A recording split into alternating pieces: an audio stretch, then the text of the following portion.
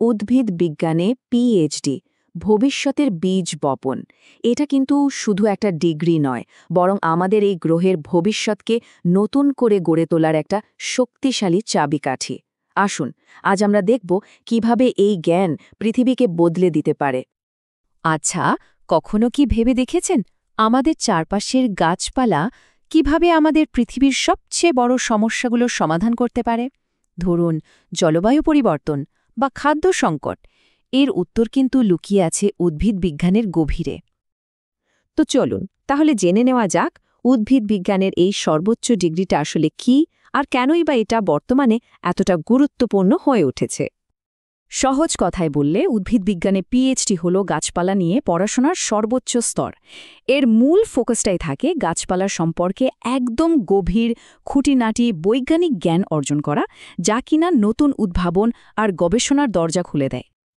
বীজ থেকে একজন বিজ্ঞানী হয়ে ওঠার এই যে পথটা, এখানে মূলত ৩টে বড় ক্ষেত্রে দক্ষতা অর্জন করতে হয়। ১ নম্বরে আছে জেনেটিক্স আর গাছের গঠন, তারপর আসে শারীরবৃত্তি আর বাস্তুসংস্থান, আর সবশেষে শ্রেণীবিন্যাস আর বায়োটেকনোলজি। এই ৩টে মিলে একজন বিশেষজ্ঞ উদ্ভিদ বিজ্ঞানী তৈরি হন। তো এই যে এত জ্ঞান, এটা বাস্তবে কি কাজে লাগছে? উদ্ভিদবিজ্ঞানীরা কিভাবে আমাদের সময়ের বড় বড় সমস্যাগুলো সমাধান করছেন, চলুন সেটাই দেখি। প্রথমেই আসি খাদ্য নিরাপত্তার কথায়। ভাবুন তো, আমাদের জনসংখ্যা কিন্তু বেড়েই চলেছে। এই বিপুল জনসংখ্যার মুখে খাবার তুলে দেওয়ার জন্য উদ্ভিদ বিজ্ঞানীরা দিন-রাত কাজ করে চলেছেন উচ্চ ফলনশীল আর রোগ প্রতিরোধী ফসল তৈরির জন্য। আমাদের খাবারের নিরাপত্তা কিন্তু অনেকটাই তাদের এই গবেষণার ওপর নির্ভর করে। এরপর আসা যাক জলবায়ু পরিবর্তনের কথায়। বিজ্ঞানীরা গবেষণা করছেন কিভাবে গাছপালা এই বদলে যাওয়া পরিবেশের সাথে নিজেদের মানিয়ে নিতে পারে। শুধু তাই নয়, বায়োফিউলের মতো টেকসই জ্বালানির উৎসও তৈরি করছেন তারা, যা আমাদের গ্রহের জন্য ভীষণ জরুরি। আর সবশেষে কিন্তু খুবই গুরুত্বপূর্ণ একটা বিষয় হল নতুন ঔষধ আবিষ্কার। এখনও কিন্তু গাছপালা থেকেই যুগান্তকারী সব ঔষধ আর ভেষজ পণ্য তৈরি হচ্ছে। হিমালয়া বা ড্যাবরের মতো বড় বড় কোম্পানিগুলোর দিকে তাকালেই বোঝা যায় তাদের সাফল্যের পেছনেও কিন্তু এই গবেষণারই বড় অবদান আছে। এত সব গুরুত্বপূর্ণ কাজ করার পর স্বাভাবিকভাবেই প্রশ্ন আসে, কেরিয়ারের সুযোগগুলো কেমন? চলুন সেই বিশাল জগৎটা একটু ঘুরে দেখা যাক।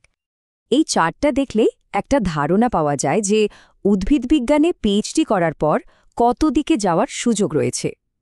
দেখুন, এখানে 4টে প্রধান ভাগ আছে: অ্যাকাডেমিক্স আর রিসার্চ, সরকারি চাকরি, কর্পোরেট দুনিয়া মানে বায়োটেক কোম্পানিগুলো, আর পরিবেশ ও কৃষিক্ষেত্র।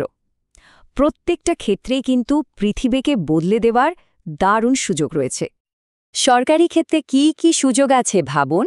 বোটানিক্যাল সার্ভে অফ ইন্ডিয়ার মতো প্রতিষ্ঠানে উদ্ভিদবিজ্ঞানী হিসেবে কাজ করা যায়। এমনকি সিএসআইআর বা ইসরোর মতো জায়গাতেও কিন্তু প্ল্যান্ট বায়োলজি নিয়ে কাজ করার সুযোগ রয়েছে। তাছাড়া ফরেস্ট অফিসার বা অ্যাগ্রিকালচারাল রিসার্চ অফিসার তো আছেই। আর কর্পোরেট জগতে সেখানেও কিন্তু সুযোগের শেষ নেই। প্ল্যান্ট বায়োটেকনোলজিস্ট, বড় বড় ফার্মাসিউটিক্যাল বা কৃষি কোম্পানিতে রিসার্চ সায়েন্টিস্ট, কিংবা জেনেটিক ইঞ্জিনিয়ার, বেয়ার, সিনজেন্টার মতো আন্তর্জাতিক কোম্পানিগুলো কিন্তু সবসময় এমন বিশেষজ্ঞদের খোঁজে থাকে। আর যারা সরাসরি প্রকৃতিকে বাঁচাতে কাজ করতে চান, তাদের জন্য পথ খোলা, যেমন ধরুন ইকোলজিস্ট, এনভায়রনমেন্টাল কনসালটেন্ট বা কনজারভেশন সায়েন্টিস্ট। এই কাজগুলোর মাধ্যমে সরাসরি আমাদের পৃথিবীকে রক্ষা করার একটা দারুণ সুযোগ পাওয়া যায়।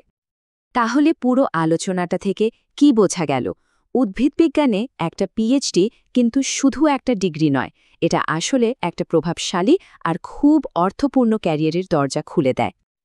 একটা কথা আছে যা বিষয়টাকে খুব সুন্দরভাবে তুলে ধরে: যারা উদ্ভিদবিজ্ঞান সম্পর্কে আগ্রহী এবং একটি স্থিতিশীল, সম্মানিত ও প্রভাবশালী ক্যারিয়ার চান, তাদের জন্যই এটি একটি চমৎকার পছন্দ।